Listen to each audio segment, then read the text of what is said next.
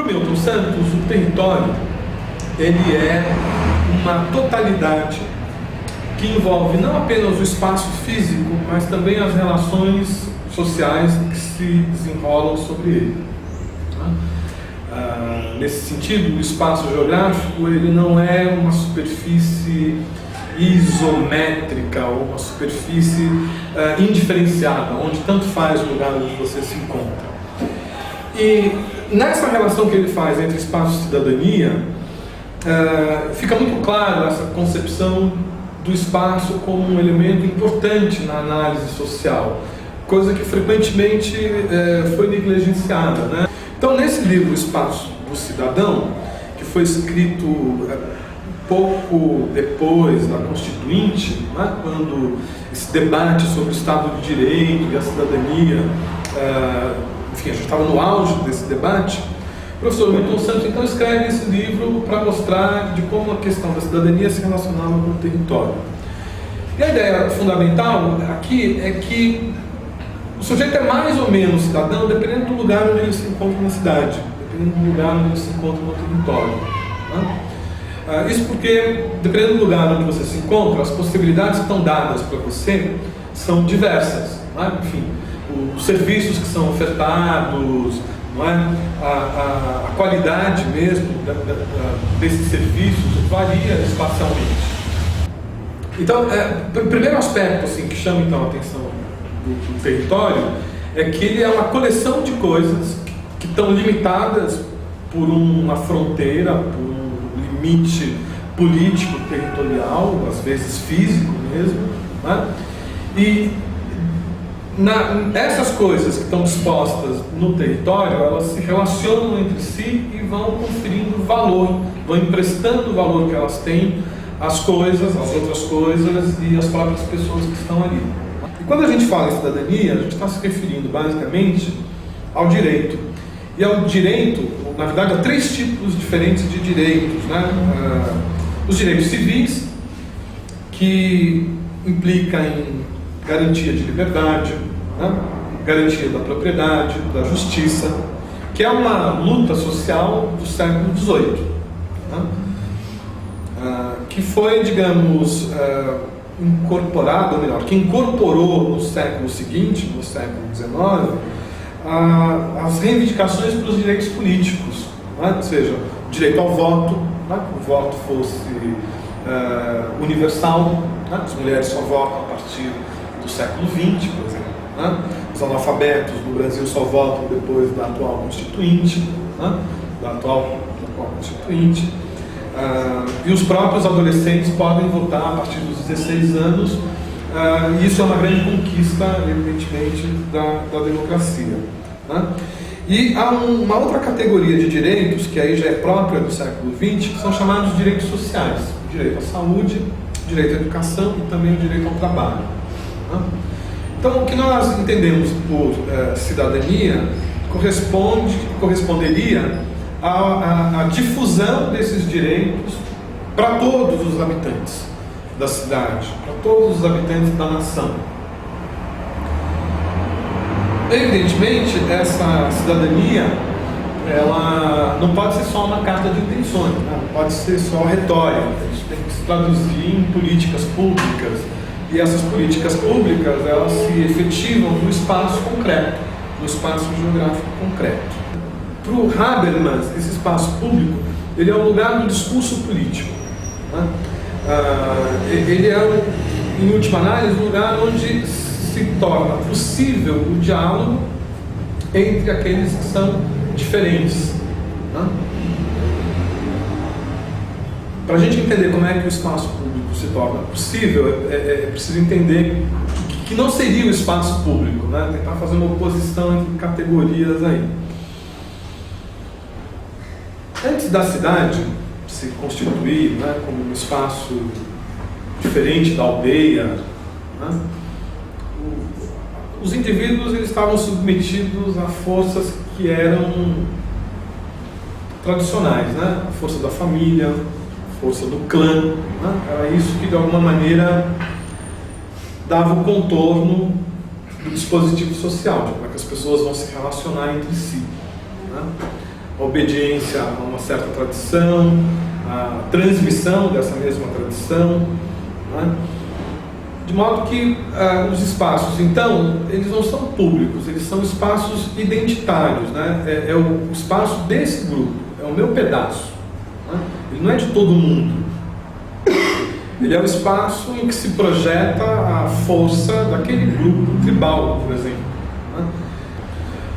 Bom, o espaço público, propriamente dito, ele demanda necessariamente uma lei externa que vai produzir uma regulação das relações sociais entre pessoas que são diferentes, que são de classes sociais diferentes, que são de etnias diferentes, que têm interesses diversos, contraditórios entre si. Né? O espaço público, ele reúne a todos. E é interessante como no espaço público, constituído por pessoas tão diferentes, com interesses tão diversos, contraditórios, conflituosos e tal, as pessoas não se matam mais do que já se matam habitualmente. Né? O que garantiria, né, essa relativa tranquilidade nas relações no espaço público? Né? São 3 palavrinhas aqui de raiz espacial: civilidade, urbanidade e polidez. Né? Civilidade vem de civita, né, que em latim é a cidade. Urbanidade vem do alemão e quer dizer, enfim, basicamente urbano, né, daí vem a própria cidade. A polidez aqui, ela se opõe ao rústico, que é próprio do campo, né, da vida no campo. Então, esses 3 adjetivos que têm uma origem espacial, ou é através, né, desses 3 adjetivos que de alguma maneira a gente tem a possibilidade do diálogo e da transformação do contato humano no espaço geográfico. Né?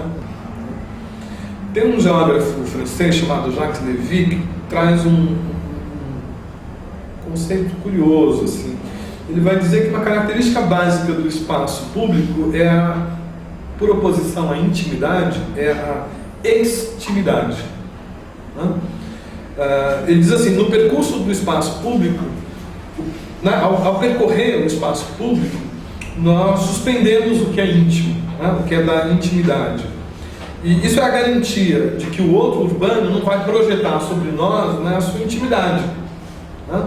Então, de alguma maneira, é isso que garante uma certa fluidez no espaço urbano, que possibilita aí o surgimento da cidadania. Né? Curiosamente, então, o espaço público, ele se opondo ao coletivo, nele se observa uma certa tensão, né, entre a diferença,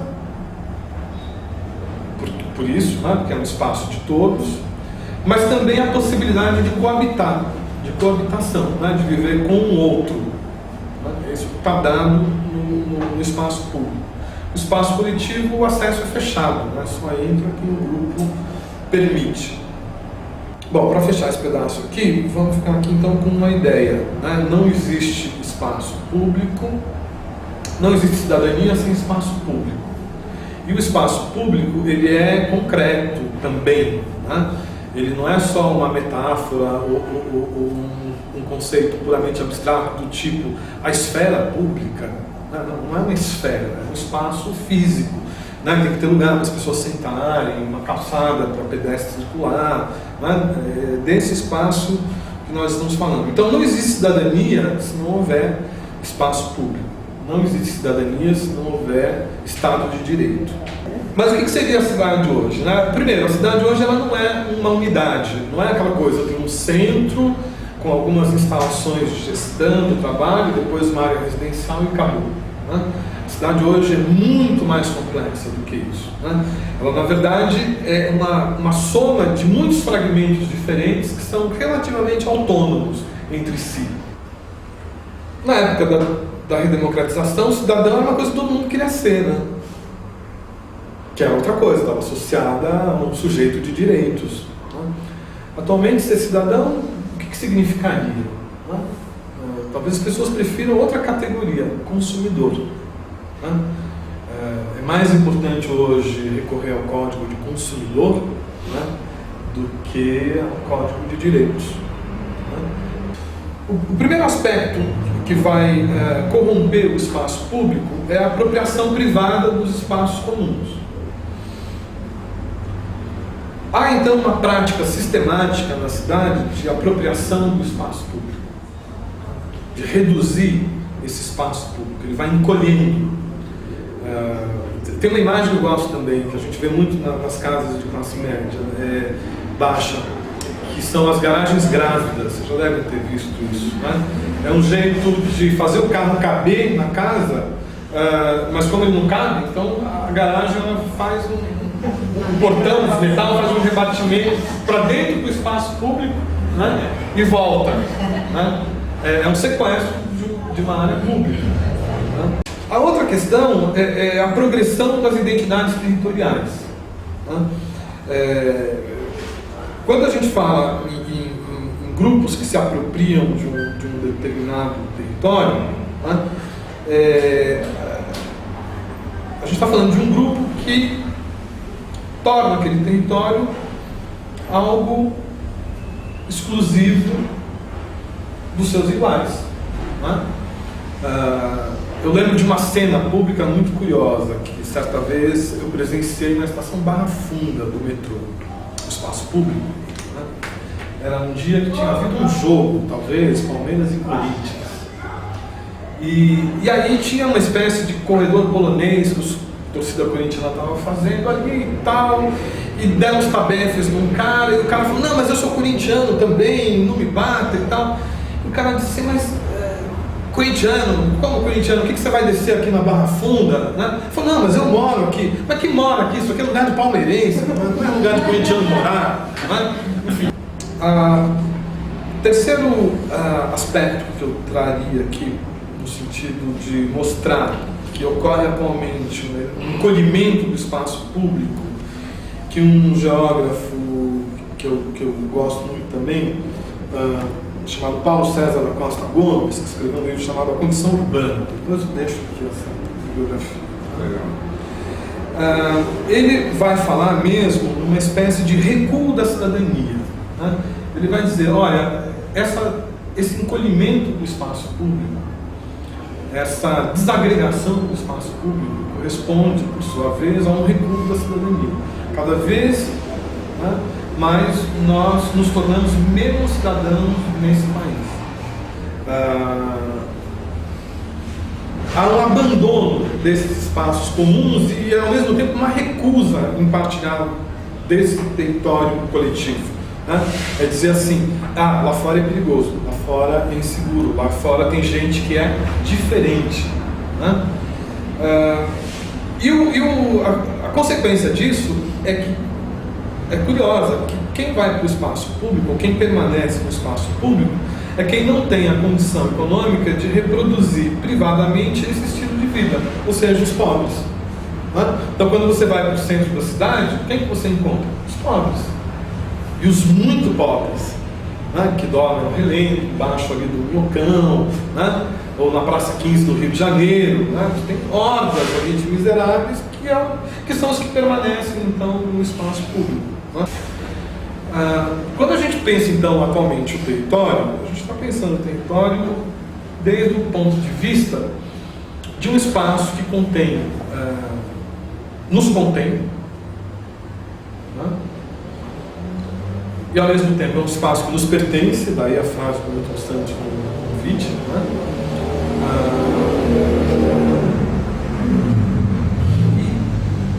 E essas ações humanas, essas práticas humanas que acontecem sobre o território, que acontecem no território, sobre o espaço, mais as coisas físicas são o próprio território.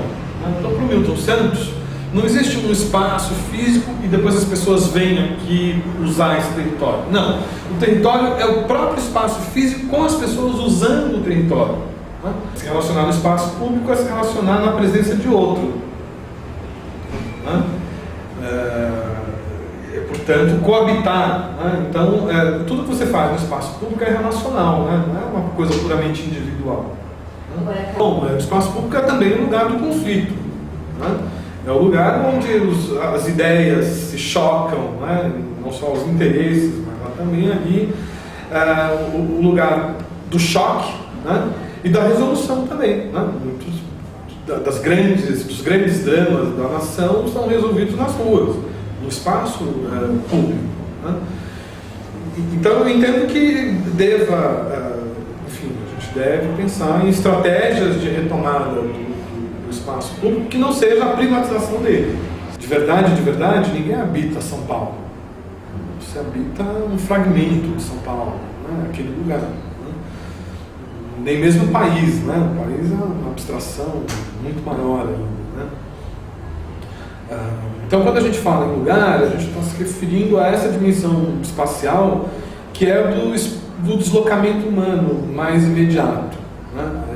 Sobre essa dimensão espacial que a gente se refere. É sobretudo o lugar é o espaço do cidadão, né? Ali é o lugar da existência imediata, é o lugar da vizinhança, né? Que é outro componente importantíssimo do espaço, né? Não só dos vizinhos, né?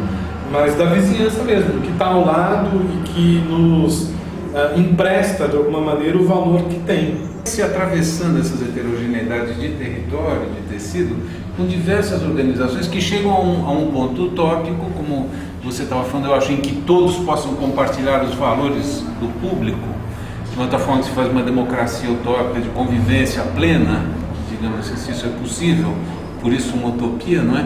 Para alguma coisa que é o enfrentamento radical da diferença. Porque a questão que eu acho que esta clínica, pelo menos, nos coloca é do enfrentamento radical da diferença.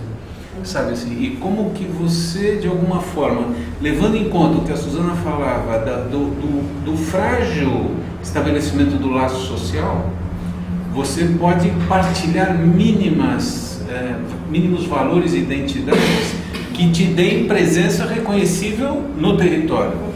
E o quanto, pelo não estabelecimento pleno do laço social, o quanto isso pode levar a condutas autoexcludentes no indivíduo.